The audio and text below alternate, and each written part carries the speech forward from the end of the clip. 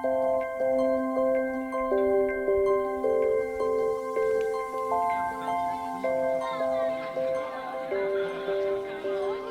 heddiw mae hi yn dathlu 20 mlynedd ers ffurfio Gofalaeth Bro Llanuwchllyn ar Cylch.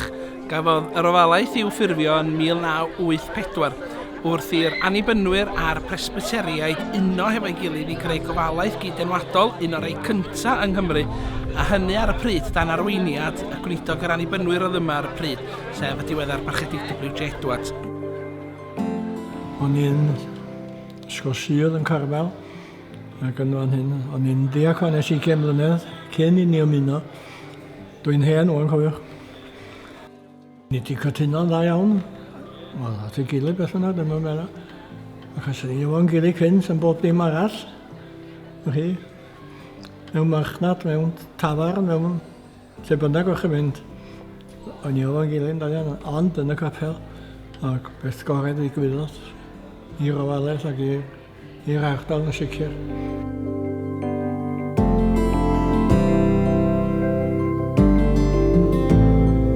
Felly pnawn yma, oedfa'r dathlu, oedfendebol i'r ofalaeth, ac wrth gwrs cael y fraint a'r fendith o groesawu cyfeillion o wahanol wledydd sy'n ymweld hefo ECOM. Ond bwrlwm y dathlu heddiw, oedfa deulu yn y pnawn, cyfle i gymdeithasu wedyn a mwynhau pryd y fwyd hefo'n gilydd, a mae'r gymdeithas yn anatod i pwy ydan ni fel Cristnogion ac fel eglwys. Ac yna heno cyfle i ddathlu rhai o ddoniau'r ofalaeth mewn cyngerdd arbennig. Pnawn da i chi gyd.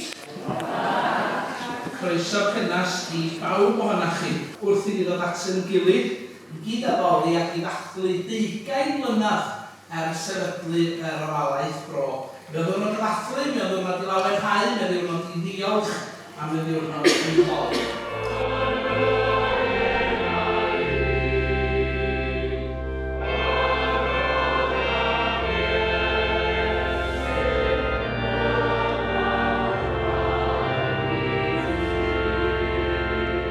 Da ni wedi bod yn lwcus yn y gweinidogion, dweud y gwir.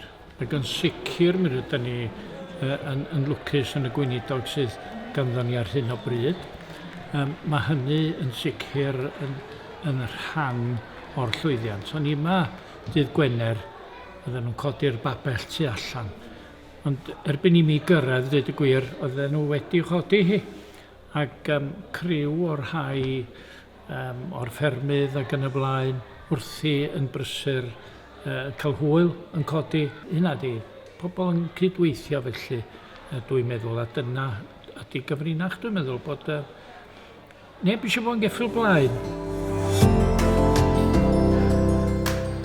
Ydy newid wrth reswm mewn 20 mlynedd. Ond mae yna bobl ifanc wych iawn yn codi oed yn barod iawn i gymryd rhan ac yn y blaen. Ond yn braw gweld nhw. Yn sicr mae mae'r ofalaeth wedi bod yn llwyddiant. Ydyn ni'n edrych ymlaen am 20 mlynedd o leia eto i'r dyfodol.